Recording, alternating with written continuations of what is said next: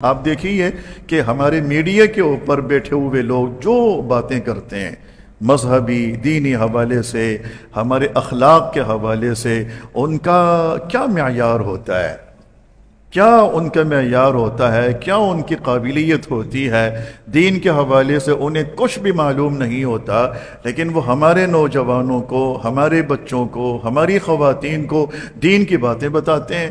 لیکن چونکہ ہمیں ہر چیز اس اسکرین کے اوپر چاہیے نا، یا تو اپنی ٹی وی والی اسکرین پہ یا پھر موبائل والی اسکرین پہ، کہ تاکہ ہمیں کہیں جانا نہ پڑے، دو چار قدم چل کر کسی جگہ جانا، علم حاصل کرنے کے لیے، دین حاصل کرنے کے لیے ایک ایک قدم پر اللہ تعالیٰ اجر عطا فرماتے ہیں، لیکن ہم محروم ہیں، ہم محروم ہیں۔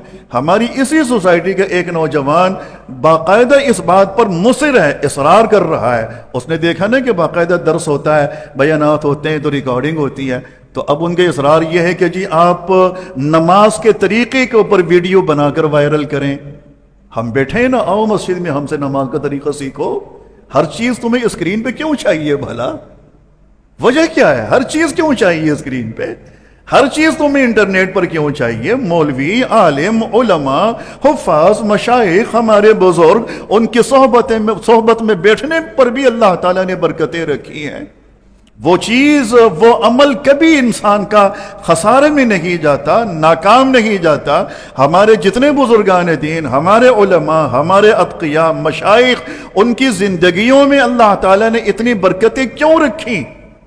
انہوں نے میلوں سفر کیا، لوگوں کے پاس جا کے دین حاصل کیا، علم حاصل کیا، قربانیاں دیں، اپنا خون پسینہ بھی بہایا، اپنا مال بھی خرچ کیا، اور پھر اس کے بعد اپنی اپنی بستیوں میں، علاقوں میں تشریف لائے، وہاں دین کی نسبت سے حلقے لگائے، لوگوں کو تفسیر سکھائی، لوگوں کو حدیث سکھائی، لوگوں کو فقہی مسائل سکھائے، لوگوں کو اسلامی تاریخ پڑھائی، لوگوں کو فلسفہ بتایا، منکرین کے سوالات، اعتراضات کے جوابات بتائے۔ وہ محنتیں ان لوگوں نے کی ہیں، ان کی زندگیوں میں اور ان کی محنتوں میں اللہ تعالیٰ نے اتنی برکتیں رکھی، لیکن ہمارا نوجوان وہ برکتیں سمیٹنے کے لیے تیار نہیں ہے۔